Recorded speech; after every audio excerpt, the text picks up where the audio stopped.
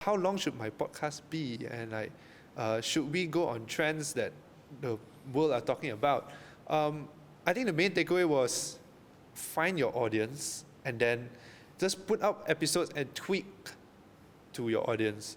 So if you're starting off your first 10 episodes, you just put it out, you won't know who will listen to your podcast.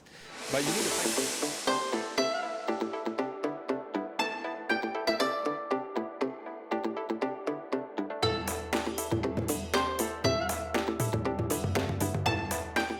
Hello listeners, welcome to the Crouching Tiger, Hidden Dragon podcast. We talk to business leaders in Asia, and today is a special episode where we talk about reflections from Podfest KL. And this is Elton, and Elton is the person behind the magic. He's my audio video guy, and as you can see, he's wearing the headphones, so he's monitoring his own audio. I'm monitoring our own audio for now. So Elton, say hi to the audience. Hey. So Elton, maybe a quick introduction about what you do. Oh yeah, so I used to run a virtual assistant agency a couple of years back, and then now I'm currently a freelancer doing content creation and a bit of branding kind of marketing.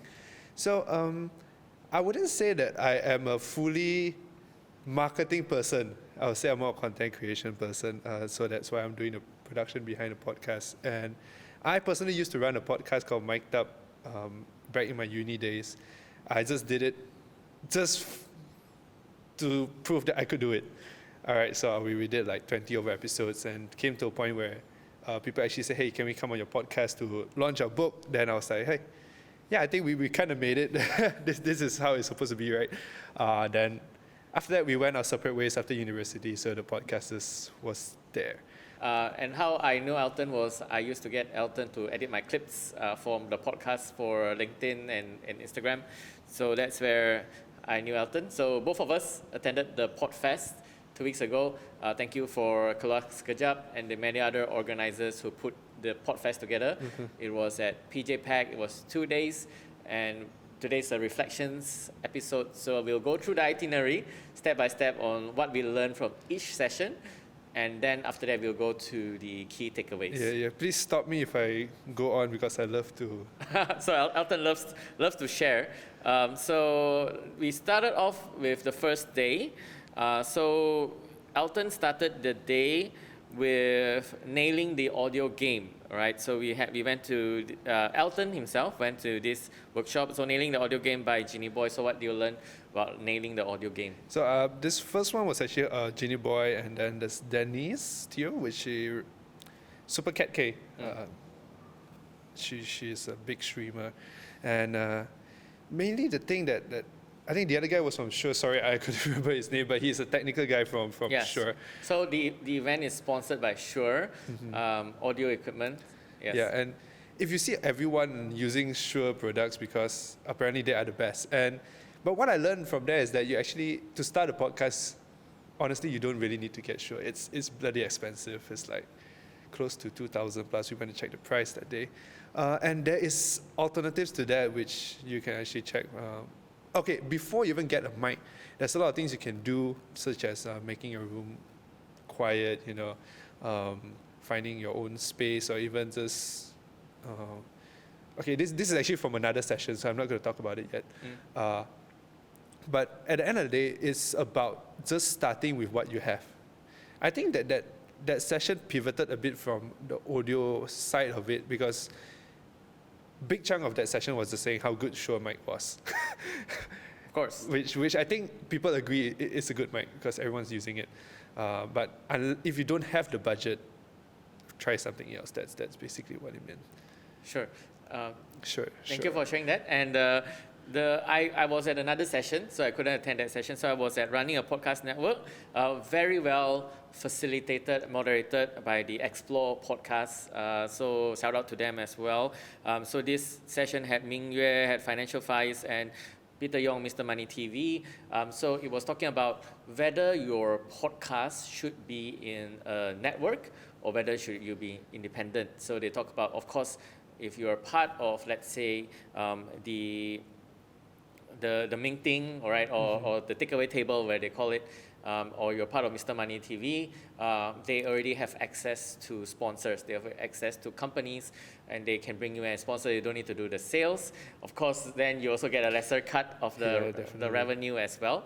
So we also talked, the main question there was, how do you monetize the podcast? And I would say majority of the podcasts at the Podfest, the majority that attended and the majority who recorded there, have not really monetized their podcasts.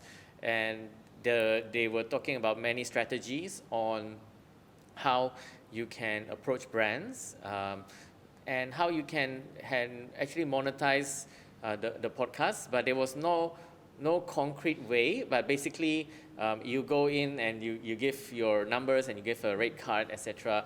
The interesting part of the conversation was Mr. Money and Financial Files are both the similar YouTube channels, but just different languages, and they share the rates, they share their rate cards with each other, and that is honestly podcasts. Like a lot of my episodes are self-funded. We are constantly on the lookout for collaborators and sponsors as well, and maybe later I'll talk a bit about monetization. So let's move on to the next thing that we attended. Let's look again. I think for most of the sessions, actually a lot of overlapping learnings. I think for Bob, this one overlaps with the monetizing podcast, and my nailing the audio game actually overlaps a lot with the next podcast and the next workshop that I went. So I didn't want to delve a lot just now. Yeah, which one do you attend next? I think day one was, the next one wasn't the workshop, but okay, I don't know what not to do in a podcast, and that one, just very, very easy takeaway is don't delve into too controversial stuff, especially politics. If you don't know your things, you might be setting up yourself for just, potential lawsuits and stuff lah. So do your research and make sure things are properly backed. And if it's opinion, make sure that your opinion doesn't, explicitly defame anyone, that kind of thing. You want to be careful because you don't want to shoot yourself in the feet before it gets off, Right. So both of us after that also attended a podcast recording. So this is my why, with Ling Ya, which was one of our previous guests. Oh, yeah. And I'm a big fan of her podcast, and she is one of the reasons that I'm inspired to start a podcast. And in my way, that was a workshop as well. It was a masterclass in interviewing. Steve Chow, her guest, was also a journalist, a very seasoned journalist, and it takes someone to interview a journalist, in my experience as well. So what was your experience in that session? I think pretty much what you said, like the fact that she could interview a renowned award-winning journalist, and at the end of the session, the journalist even applauded her. It's like, wow, you covered basically everything and more, like things I wouldn't even cover, you did cover. So even though by talking to her, I see that she takes great commitment in her work, and I don't think so a lot of us can even reach the level that she does, because if you hear her story, how she does the research and everything, I doubt we'll have that much time to delve into it, but you really got to have the interest in your guest and also the topic to actually make a compelling podcast, not for the sake of it. Yeah.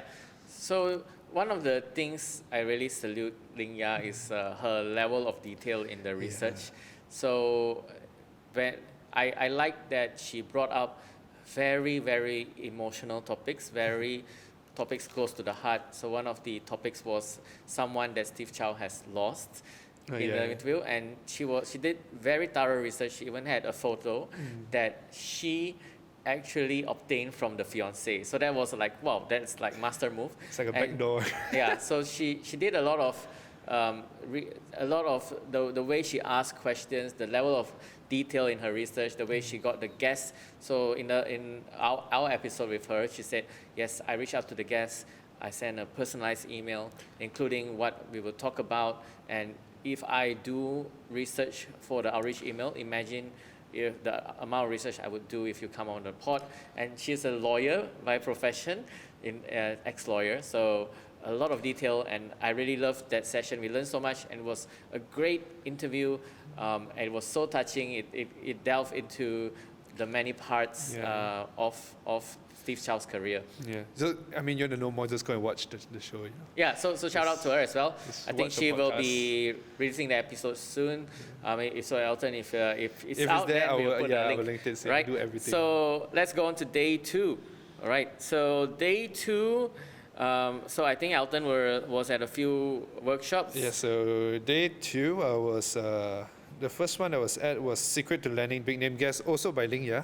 And is it worth it? So I think just sharing a bit is, quick takeaway, is the story that's worth it. Not necessarily the big names. Big names work to bring your podcast awareness to everyone else. But the best stories, probably the most exciting stories, might come from places which you won't even think they will come from. Because sometimes these people have exciting stories, exciting lives, but just because they don't share, no one knows about them. Yeah, I think one of the examples she shared was her interview with Hong Yi. Right. Yeah. So it is not just the number of followers. So she gave a quiz, Comparison, yeah. and she said, okay, which one do you think has more listeners? And she had one more guest. I forgot. I think he was from he was on LinkedIn. Yeah. He doesn't even have a public Instagram profile, but his LinkedIn presence drove a lot of people to the podcast. And she gave the example of Hong Yi. So it's not always about the number of followers, but also by the engagement of their followers. Yeah, big name doesn't necessarily mean. So I think the takeaway was, is the people following you followers, or are they really, do they just want to see things that you do, or do they actually engage with you on a basis? Because I think the first example was like a popular wildlife kind of, I don't know what she does, influencer-ish. Yeah. So I think people just say, oh wow, she does great stuff, and like, people don't really relate to it's like, oh, great job, give you a clap, kind of like, and then I follow you, but like that guy is, hey, I'm invested, hey, what does he do? And then hey, when the thing comes, I say, congratulations, things. And I think the engagement is what really makes podcast compelling. Yeah. So I would say my takeaway from that when I look for guests is to look for podcast guests that have engaged communities. They might not have a lot of followers, but let's say, we just interviewed Jeff Chia, right? Yeah. So he's the past president of ICF, so he can get like ICF to listen to the pod, right? So you find those, and you can look through their comment sections or the support they have in their content, and if they have a lot of comments and if they can get people to events, awesome. I think people, at the end of the day, we understand like podcast is what people want to hear, the behind the scenes story of how you made something or how you did something. Most of the time we put on social media is, oh, we have made it already, kind of thing. Yeah. Yeah, I think, okay, caveat to that, even though she said, okay, big names, doesn't necessarily mean because the main reason for that is podcast, if you put it on Spotify or Apple, there's no algorithm. And actually, I had a question during that session. I said, do big names help with YouTube? Then that's a very different story. Because a lot of podcasts today, even Keluar Sekejap or Explore or Financial Files, they are on YouTube. And when you get a big name guest, so for example, the first day that Podfest kicked off, we didn't go to that session, they kicked off with this podcast called Tiber. Right, so Tiber is a podcast about business, technology, and many other economics as well, many other issues. Tiber breakthrough episode was Mahathir. Oh, okay. So when your podcast is on YouTube, and YouTube has an algorithm, it does help to have a big name guest because it drives that views on YouTube. So it really depends whether you have a video podcast or your podcast is on YouTube. I think it's just a personal preference. Like for me, when I listen to podcasts, even though I see, oh, this, let's say Steve Jobs is the guy that's interviewing, but they're interviewing on him on something that I don't really resonate with, like how you spend your $1 billion, and I don't care. I wouldn't click to the podcast. Okay, I probably would click that. That's clickbait, but you get what I'm saying. Yeah, it's not about the big name, but sometimes your it podcast, like for example, at my stage of the podcast, I'm looking to break through 1,000 subscribers, Okay, right? okay. So that big name might help with that lead. So that's what I'm saying. I'm not experienced it so far. I've not had a big name that helped my numbers. But when your podcast is on YouTube, and this, I think Linga agrees with this as well. She had certain episodes with certain guests that exploded, and that's what I see with podcasts who are on I think YouTube. like what she done with Mr. Money and Ken Ming also.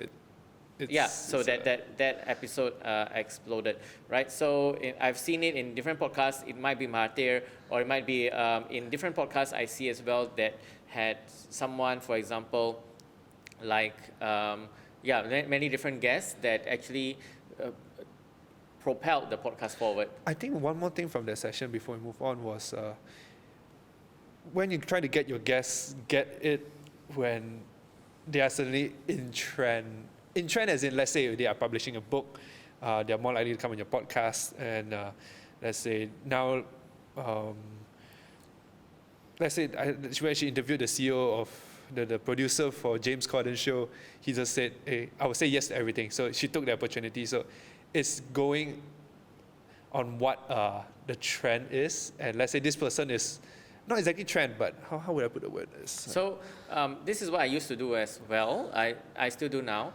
Is when you get a guest, it is very good if they're also doing a book launch. Yeah. It is very good. So I'll look through their content, and if they are pushing an agenda or they're pushing an event, I'll say, hey, why not you come on the pod to share about the pushing an event. agenda, that's the word. Pushing an agenda or pushing an event, or they have something to share. So, or they're launching an app, for example. So when I was talking, in my previous podcast, I talked to Guy Kawasaki. He was pushing a book. Right, so if especially when they are doing promotional events or they have something to promote, then you are riding a wave of other podcasts linking back as well. Yeah, that's what I wanted. Yeah, so I think after that, the next two workshops that you attended, Elton, were on sound and podcast essentials. Maybe a quick takeaway from that. Okay, I think I attended the previous one, creating a podcast people actually want to listen to, not sound yet. Sorry? Creating a podcast that people actually want to listen to. All right. So that one was by Goggler, and so interestingly, I think everyone thinks the questions asked during that session was a lot of, very technical stuff like how long should my podcast be, and like should we go on trends that the world are talking about. I think the main takeaway was find your audience and then just put up episodes and tweak to your audience. So if you're starting off your first 10 episodes, you just put it out, you won't know who will listen to your podcast. But you need to find something that you're definitely passionate in. All right, and cut out things that people don't want to listen. Like probably when they come to a podcast, they don't want to hear so much of you, but they want to hear more of the guest.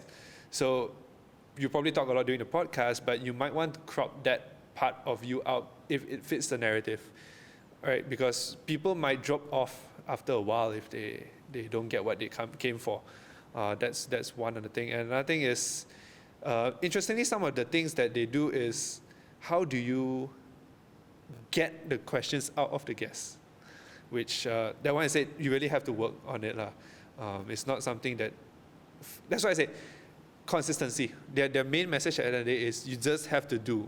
It keeps repeating on and on, just do. Eventually you'll find out what works for you. Sure. How about the sound decisions? The sound decisions is, I think, everyone thinks you need to have a setup like even this is considered pretty budget setup, and you don't need to have like Shure mics, Sony cameras. The whole setup is about close to 30,000 if you want to have a proper podcast setup. You don't need that. All you need is probably a $100 mic to just start off. I mean, you just start off $100 mic. You can use your phone to record. Now the mic just plug into your phones. You don't need to think so hard about it, and you just got to put it out, and then you play with, hey, now let's just say we're using a Behringer C2. We just got a pod mic from Rode. So let's just upgrade one item. Let's see how things, what difference does it make? And let's say in the future, hey, the lighting is not that nice. Let's add a few more lights. So start small and slowly upgrade as you go. You don't have to, no point you buy a $20,000 setup and you have no idea how to use it. That's his point. You don't have to invest so much to start off. And then podcast essential? That's the podcast essential. Oh, okay. And another thing is you can actually rely a lot on, now with AI and everything, it's easier than ever. You don't have to be a sound engineer and everything. This is everything during the session. How to set up your video, audio, and what tools can you use. Everything now is free. Not to promote pirated stuff, but you all know, like, you go digital mall, you can easily get any software you want for free. Not for free, but for relatively cheap. Okay, so I was at another workshop by OK Let's Go, so monetizing podcasts. So okay. if you get the vibe, right? So Elton was there to learn technical stuff. Yeah. I was there less to attend recordings or less to attend the sessions, but to network and meet people. But OK Let's Go monetizing podcast, that workshop, the key takeaway, I was there at the end part. The key takeaway was if you can't get a sponsor, you want to share that sponsor. So they had this story about a muffin shop in Singapore, and that muffin shop, when they sponsored the podcast, they didn't even show the muffin or even share, okay, you can eat this flavor is so good. Basically, they made it into a story. This muffin shop was started by someone who lost their parents, and they shared the story of how they lost their parents, and then, they had to survive, and then they started the muffin shop, shared the story. The sales of that shop exploded. And the key takeaway from this is, it's not always, okay, product placement, this is, by the way, get all these products or Sell services, but make it emotional, share the story, and people will just go, not because it's great muffins, well, it's great muffins, but because they want to support that person's story. Yeah. Right? So maybe, Elton, let's wrap up with the key takeaways. And also, after that, I attended, before I go to the key takeaways, I attended a few podcast recordings. That was very impressive. We had the TTYL podcast, and also, of course, Keluar Sekejap, that filled up the PJ Pack auditorium, which was, I think, around 600 people. So it's very impressive. Then you can really feel the future and the excitement for this medium. So let's wrap up with key takeaways. So, like, for you, what are the key takeaways from 2 days? I think there was a lot to learn. I think if you let me talk, I could go on and on. But I think key takeaway is just start and be consistent. With the technical side of things, most of us are not technically trained. But you have YouTube, you have Google. For me also, I learned how do you shoot a podcast, how do you put a podcast. Just type into Google, type into YouTube. Things come up for you. The hardest part would be consistency. So once you figure out how can you make your podcast sustainable and consistent, you're pretty much halfway there. Then after that, everything is about tweaking and adapting as you go. So that's my main takeaway, consistent learning. That's the 2 words. Yeah, I think that is very important. So when I started this podcast, I planned out the number of guests. So you don't want to get into decision paralysis. I think the thing is, if you are a perfectionist and you want to, I want to do the best forever, the key is to start. And even though it's not the best quality, have a plan. Some podcasters say this, I'm sure if you agree with this, but some say, plan your first 10 episodes. Once you get past the first 10, you get some momentum, you continue going. So when I started, I was like, I sat down, so shout out to Kenneth Chu. How this podcast started was, I was in Singapore, I was having coffee, and I said, I want to start a podcast. And Kenneth Chu that time had a podcast that had 100 over episodes. I said, how do you sustain? How do you make it efficient? How do you cut out the clips? And once you get that momentum, you plan out, you get that momentum, you start going. That's more important than having the best equipment. And like you said, upgrade slowly. So I started off with Zoom, and now we're doing in-person. We are upgrading some of the gear. We are getting better guests. And slowly you upgrade to different levels for the podcast. Yeah, I mean, like, usually even the first few episodes, you won't know what you're doing. I mean, let's say your first 5 episodes, think back when you started, the questions that you asked, you were trying and improving along the way. Yeah, you try your best. Don't get me wrong. Try your best. Yeah, try your best. But you always get better. Correct. So you always get better. Don't get me wrong. You try your best. Yes. You prepare the questions. You prepare the guests. Do everything you can. But don't get stuck with decision paralysis. Just get started. And my own key takeaway from that 2 days is on the money side of things. Yeah, So the networking side. How I monetize this podcast in the beginning of my first, let's say, 60 episodes, it was a great content-based networking tool. So it was a great way for me to access and get into the doors of many corporations and many companies. So it was a networking tool for me when I interviewed them on the podcast. They'll say, hey, meet my marketing director. Hey, come, let's work something out. So that was it. And nowadays it's different. I do have sponsored episodes when I, align with a company and say, okay, they want to share, for example, announce decisions, announce latest cases, announce agendas, share their values. So nowadays I get sponsors directly for the episodes, but essentially it was content-based networking. And the big thing I learned, I was talking to Mr. Money and also different podcasts on how they monetize. Some podcasts, I don't want to say, some podcasts get sponsored one episode 6 figures. The biggest podcast out there. So that is what I aspire to, but there is a market for it, and podcasts and other mediums are very different. So when someone listens to a podcast, the average attention span is like 10 minutes to 40 minutes. Long. So the level of engagement is very different. So I would say what I learned from that is really this is a medium to be in. Just one more thing. If you think about podcasts, you don't really have to be someone who is really well known in the field.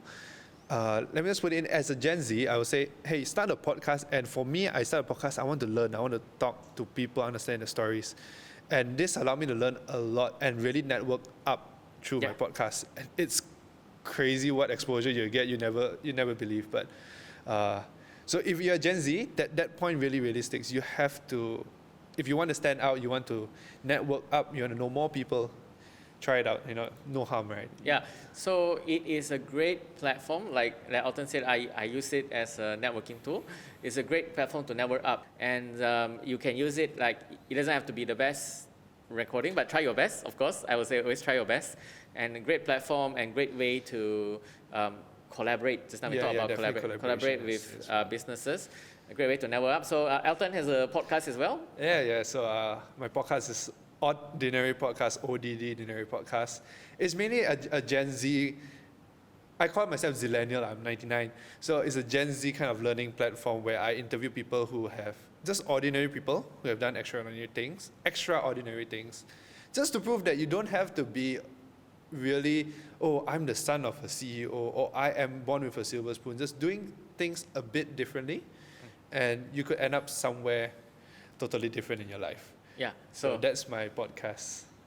Thank you, Elton. So Elton will put in the links, of course. My own link. Elton helps me with all the publishing as well. So thank you so much, Elton, for helping me all this time. Thanks, Bob. And great to have you together on this journey on producing and creating this podcast. It's been great fun. And a big shout out to the venue sponsor, Iconic Co-working Space. So they have a co-working space which is in Icon City in the middle of PJ and KL, very accessible. And they allow you to do your office here and then your event space like where we are at now. And also, if you have meetings and anything, you can also use their space. And they have a really amazing pitch deck. Not pitch deck, it's a deck. Yeah. With like a grand piano there, which I love.